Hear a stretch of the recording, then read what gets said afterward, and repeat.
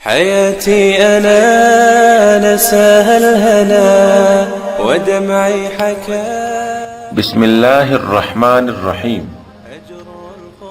حسن الاسلام کی طرف سے میں اپنے تمام سامعین و ناظرین کو السلام علیکم ورحمۃ اللہ وبرکاتہ پیش کرتا ہوں. پیارے دوستو، بہت اہم معاملات پر میں آپ کے سامنے باتیں اور حضور علیہ الصلوۃ والسلام کی مبارک ارشادات پیش کر رہا ہوں. آپ سے درخواست ہے کہ آپ ان پر بہت غور کیجیے اور عمل کی کوشش کریں.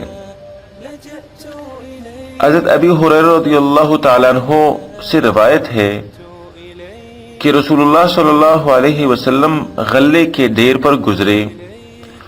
آپ نے اپنا ہاتھ اس میں داخل کیا تو حضور صلی اللہ علیہ وسلم نے اس میں تری پائی.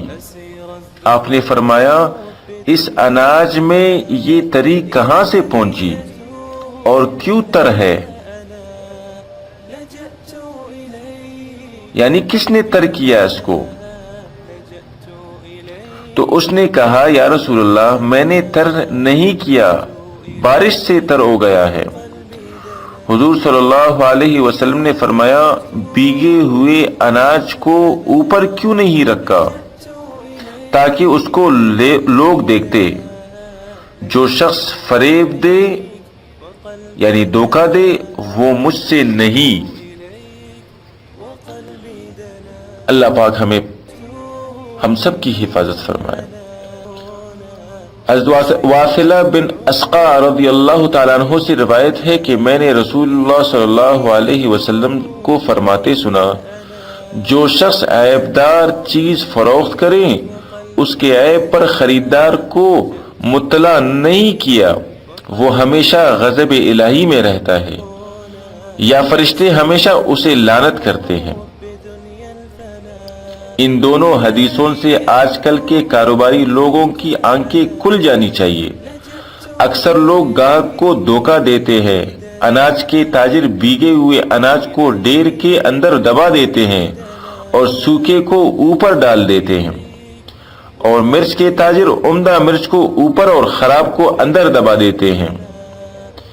یعنی اکثر کاروبار کرنے والے ایسے ہوتے ہیں کہ وہ اپنے مال کے خراب حصے کو نیچے دبا کر اور اچھے مال کو اوپر لا کر گاہکوں کو دکھاتے ہیں اور دھوکہ دیتے ہیں. ایسے تاجروں کے لیے اللہ کے رسول صلی اللہ علیہ وسلم نے سخت غصہ اور عتاب فرمایا ہے اور ناراضگی کا اظہار فرمایا ہے.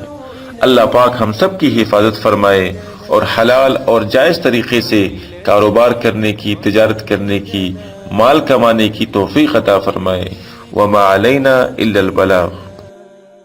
إلهي أتوب إليك أنا لجأت إليك وقلبي دنا، لجأت إليك وقلبي دنا، لجأت إليك وقلبي دنا.